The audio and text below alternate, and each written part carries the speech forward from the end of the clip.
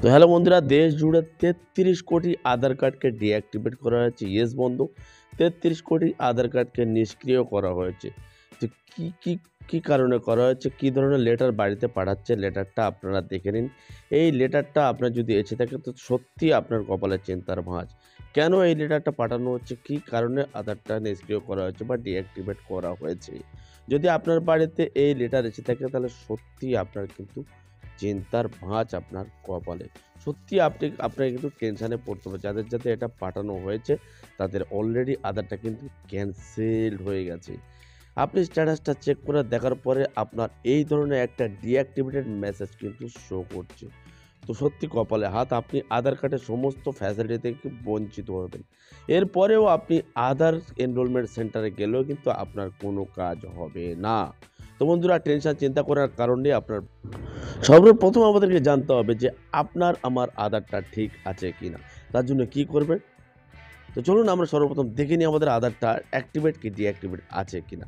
তো চলুন আমি সরাসরি চলে যাব মোবাইল স্ক্রিনে, সেখানে গিয়ে দেখে দেবো আপনাদের আধার কার্ড কিভাবে চেক করবেন যে নিষ্ক্রিয় বা সক্রিয় আছে, অর্থাৎ অ্যাক্টিভেট কিংবা ডিঅ্যাক্টিভেট আছে। তারপর আমি বলে দেবো যে কেন ডিঅ্যাক্টিভেট হলো এবং এর জন্য কি করতে হবে, সমস্ত তথ্য বলে দেবো। সুতরাং প্রথম থেকে শেষ পর্যন্ত আপনারা ভিডিওটা দেখুন। মাই আধার অফিসিয়াল ওয়েবসাইটে চলে এসেছে, লিঙ্কটা আপনারা ডেসক্রিপশনে পেয়ে যাবেন।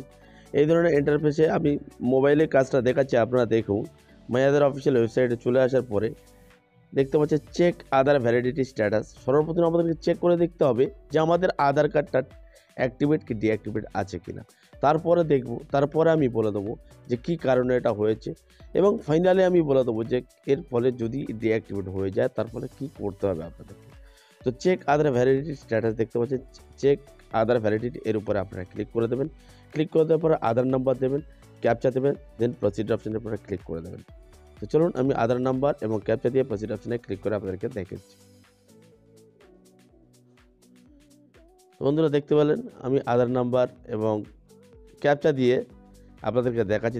এখানে দেখা যাচ্ছে যে আধার ভেরিফিকেশান অ্যাকসেপ্টেড। তো দেখতে পাচ্ছি বন্ধু, আধার ভেরিফিকেশান অ্যাকসেপ্টেড হয়েছে, অর্থাৎ এই আধারটা কিন্তু অ্যাক্টিভ আছে। এখানে দেখাচ্ছে টিক চিহ্ন আছে, অর্থাৎ আমার যে আধার নাম্বারটা আমি সার্চ করলাম এই আধার কিন্তু অ্যাক্টিভ আছে। আর যদি এর পরিবর্তে এই মেসেজটা দেখাতো সেক্ষেত্রে কিন্তু আধারটা ডিঅ্যাক্টিভেট হতো। এবার আসা যাক আধার কার্ডটা ডিঅ্যাক্টিভেট কেন হচ্ছে। তো তথ্য অনুসারে যে কোনো সূত্র মারফত জানা গিয়েছে, একটা পোর্টালে দেখা গিয়েছে যে আধার কার্ডের ইকেওয়াইসি প্রয়োজন। ইকেওয়াইসি মানেটা কি, প্রত্যেকটা জিনিসের ইকেওয়াইসি যেমনটাই হয়, Paytm eKYC, pan card eKYC, না আপনাদের তারপরে ব্যাংকে ইকেওয়াইসি, সেক্ষেত্রে আধার কার্ডেরও কিন্তু ইকেওয়াইসি প্রয়োজন। ইকেওয়াইসিটা কি সেটা আরেকবার আপনাদেরকে মনে দিই, ডকুমেন্ট আপডেট, আইডি এবং প্রুফ অফ অ্যাড্রেস আপডেট করতে হয়, যেটা অনেকবার কিন্তু ভিডিও দিয়ে আমাদের চ্যানেলের মাধ্যমে আপনাদেরকে জানিয়ে দিয়েছি যে আপনার আধার কার্ডের বয়স যদি 10 বছরের পার হয়ে যায় সেক্ষেত্রে আপনার আধার কার্ডের ডকুমেন্ট আপডেট এবং অ্যাড্রেস ডকুমেন্ট আপডেট, অর্থাৎ প্রুফ অফ অ্যাড্রেস এবং প্রুফ অফ আইডি, সেটা যে লেটারের মাধ্যমে বলা ছিল যে আপনি ভারতে বাস করার কোনো যোগ্যতা অর্জন আপনি করেননি, অর্থাৎ যার কারণে তাদের বাড়িতে এই লেটারটা পাঠানো হচ্ছে। তো সম্ভাব্য এটাই বলা যেতে পারে লেটারটা তাদের বাড়ি পাঠানো হচ্ছে যারা এখনও পর্যন্ত আধার কার্ড ডকুমেন্ট আপডেট করেনি। তো আজই আপনি আপডেট করে নিন। যদি আপনার আধার কার্ড এখনও অ্যাক্টিভ থাকে আজই আপনি আপনার আধার কার্ডে ডকুমেন্ট আপডেট করে নিন। কীভাবে ডকুমেন্ট আপডেট করবেন সেই ভিডিও আমাদের চ্যানেলে আছে, লিঙ্কটাও তবুও ডেসক্রিপশানে দিয়ে রেখেছি, আপনারা ওখান থেকে একবার দেখে নিতে পারেন কীভাবে ডকুমেন্ট আপডেট করে। এবার আসে যাদের আধার কার্ড ডিঅ্যাক্টিভেট হয়েছে তারা কী করবে। দেখুন, আধার কার্ড ডিঅ্যাক্টিভেট হলে কিন্তু আপনি এনরোলমেন্ট সেন্টারে গেলেও কিন্তু কাজ হবে না। সেক্ষেত্রে আপনাদেরকে যেতে হবে আবার এই যে মাই আধার অফিসিয়াল ওয়েবসাইটটা, আপনারা uidi.wp.gov.in সেখানে চলে যাবেন। এখানে কমপ্লেন্ট অপশান আপনারা পেয়ে যাবেন। এই যে ফাইল কমপ্লেন্ট, এখানে আপনারা কমপ্লেন্ট করতে পারেন। ফাইল কমপ্লেন্ট করে আপনাদের নাম, মোবাইল নাম্বার, ইমেল অ্যাড্রেস এবং স্টেট কমপ্লেন্ট, কী জন্য আপনি কমপ্লেন্টটা করছেন, কার জন্য করছেন, কী জন্য করছেন এবং কমপ্লেন্ট ক্যাটাগরি কী জন্য করছেন সেই সমস্ত ডিটেলস আপনারা এখানে দিয়ে একটা কমপ্লেন্ট করতে পারেন।